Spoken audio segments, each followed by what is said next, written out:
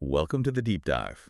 Today we're looking into a really remarkable story, a kind of unique case study. It comes from an audio source called Thank You, Boss, for Firing Me. Mm-hmm. And our mission really for you is to dig into the insights from this one man's incredible life. I mean, it's a story packed with, well, everything. Tough jobs, health scares, a love story that's quite surprising. Yeah, and some major setbacks, but also this profound spiritual awakening towards the end. And we're not just looking at what happened to him, are we? No, We're exactly. trying to explore the why behind it all, using the lens provided by the source. It offers a different perspective on resilience, maybe purpose, and definitely these fascinating links between past and present. Really is quite a journey of transformation. Okay, so let's start where it all began. Our subject, he was born in Hudsonville, New Zealand, youngest of three. Right. Described as naturally quiet, pretty self-reliant from a young age. Apparently his parents were very busy. Yeah, the father, an airline radio engineer, mother store clerk, I think. That's right. So after school, he makes this big move, Perth, Australia, and takes on a completely different line of work. Mm-hmm. The mining job. Yeah, a mine driller and blaster. And this sounds incredibly grueling. The mine was, what, 2,000 kilometers from Perth? Way out there. 13-hour days, scorching sun, temperatures hitting over 50 Celsius in the hot season. Just intense. Wow. And he did this for 20 years. 20 years.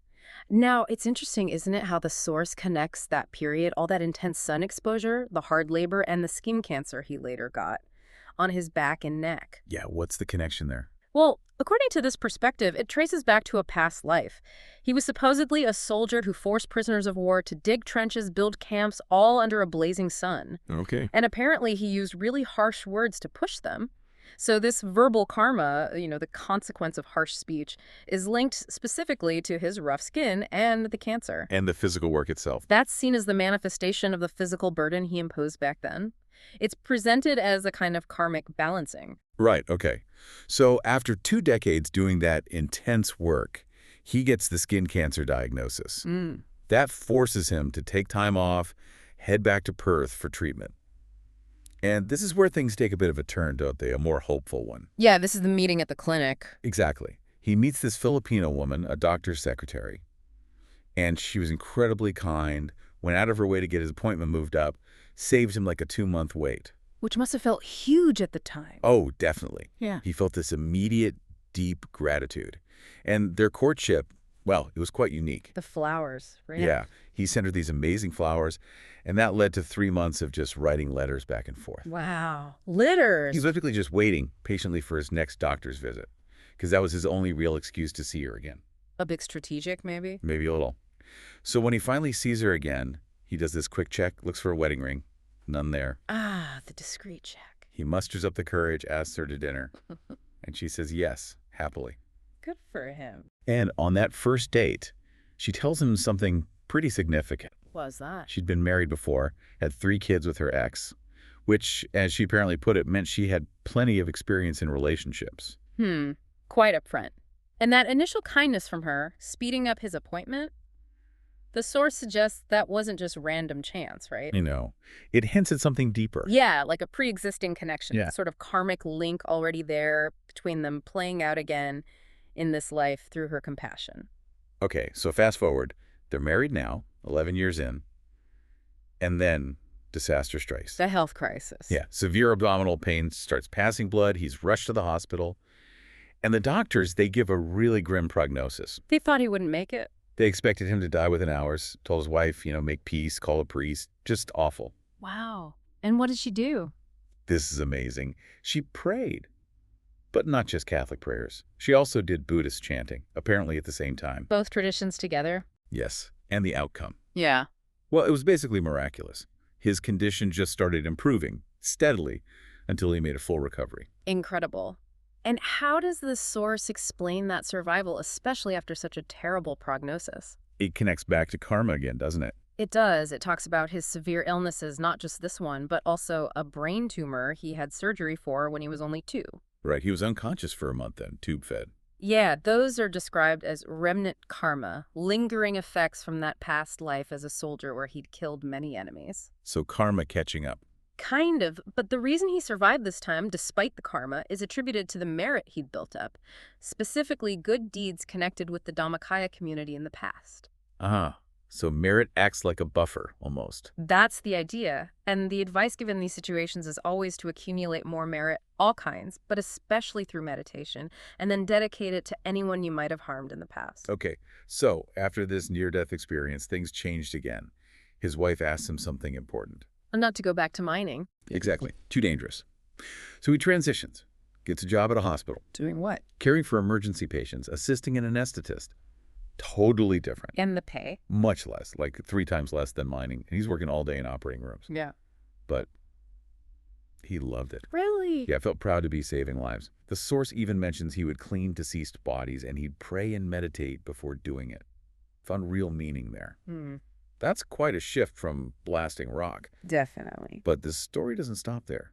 Another twist is coming. He always had this deep love for Thailand, right? Visited before, supported Thai people in various ways. Yeah, even got awards for work with a Thai-Australian cooperation group. So when the 2004 Phuket tsunami hit that devastating event, he wanted to help immediately. He got his hospital to agree to a big donation. How much was it? 78,000 Australian dollars to the Thai Red Cross. But there was one condition. Keep it quiet. The hospital wanted to do charity discreetly. Okay, a confidential donation. I sense trouble brewing. You guessed it. Later on, his friend approaches the hospital doing an interview about their tsunami aid efforts. And the friend asks about maybe donating more. And somehow... The original amount gets mentioned? Yep. The confidentiality is breached, and the hospital director finds out and fires him. Just like that. For breaking the agreement? Wow, that seems incredibly harsh. Like terrible luck. It does initially.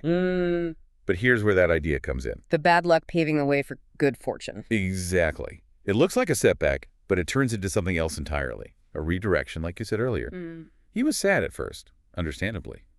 But then, acceptance. And just 2 days after getting fired, 2 days. he gets a call.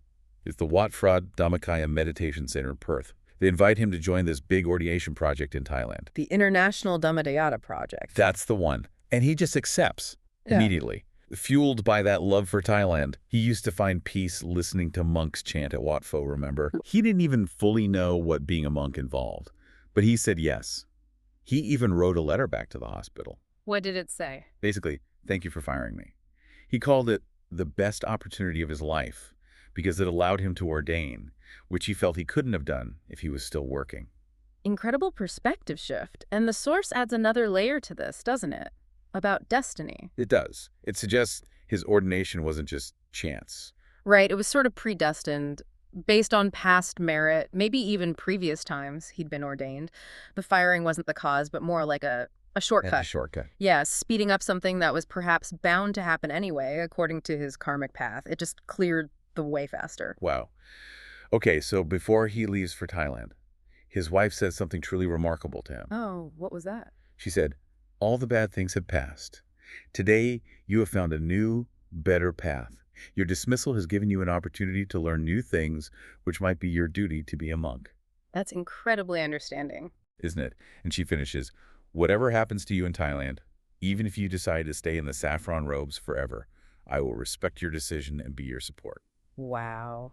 What incredible wisdom and support. The source calls her a top woman with perfect speech. He was deeply touched, as you can imagine. Absolutely. It really highlights their connection, that spiritual compatibility. Her acceptance was key, wasn't it? It freed him up to fully embrace this path. Yeah. So he goes to Thailand, ordains, and starts his monastic life. Specifically, he's meditating at a place called Swan Suk Santidote. And he describes these inner experiences. The meditation results. Yeah, starting with seeing crystal orbs and then progressing to seeing clear, bright crystal Buddha images internally. Classic signs of progress in that tradition. And the impact on his daily life sounds profound. He's meditating 8 or 9 hours a day now. That's intense dedication. Needs only 1 or 2 hours of sleep compared to 8 before.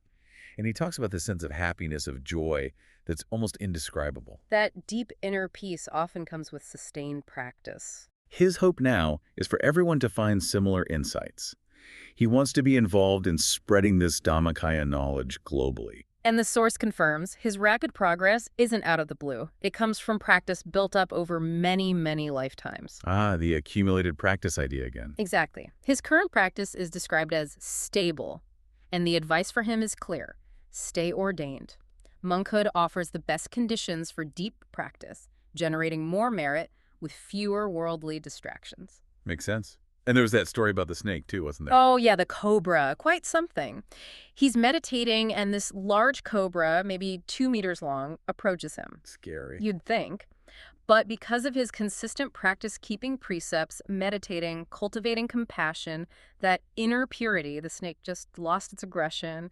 It turned and left peacefully. The source even suggests it was like the snake was paying homage. Wow, the power of the practice, eh? That's the implication, a pure mind radiating outwards.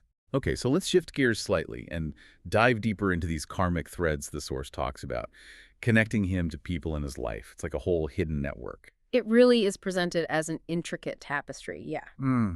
Let's unpack some of those connections based on the source material. First, his parents. Right. What about them? Well, his father's diabetes, which he had for 2 years before passing, is linked to past karma.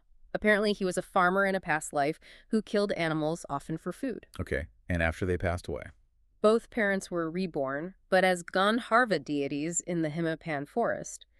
It's a type of celestial realm associated with nature and music, but not the highest heaven. This rebirth was due to their own past good deeds. So they received the merit he dedicated to them. They did receive a portion. It made their celestial bodies brighter. But because they were in a lower celestial state and their previous religion didn't involve understanding merit dedication, they couldn't fully grasp or rejoice in it. And they lacked the divine sight to see the human world from where they were. Interesting details. What about his wife? We know about the kindness of the clinic. Yes, and her connection to the Dhammakaya community. She had made merit with them before, but maybe not as consistently as he had over lifetimes. So they knew each other before. Oh, yes. The source says in past lives they were sometimes husband and wife, but actually more often they were Kalyana Mitra. Spiritual friends. Exactly. Good friends who supported each other's spiritual journey.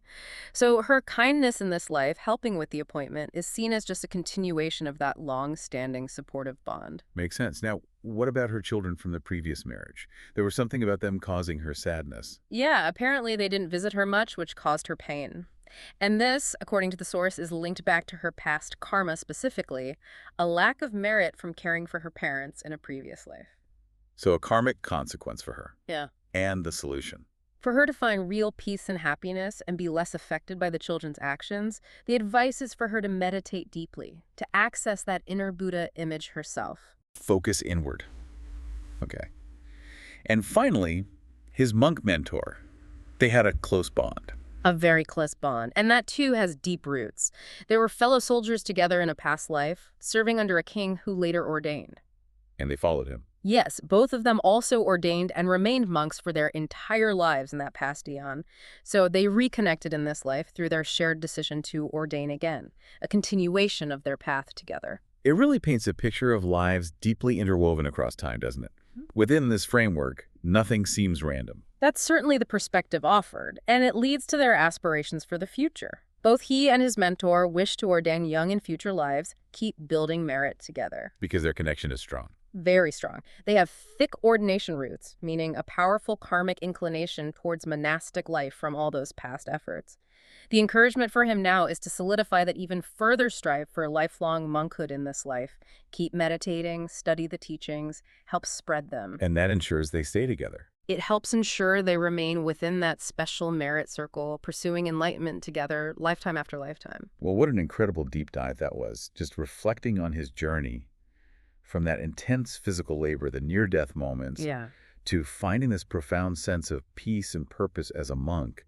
It really hammers home how sometimes the absolute hardest things we face can, kind of paradoxically, open up the biggest doors. Absolutely. What looks like terrible misfortune, like getting fired, can genuinely be, as the source puts it, a shortcut to where you're truly meant to be.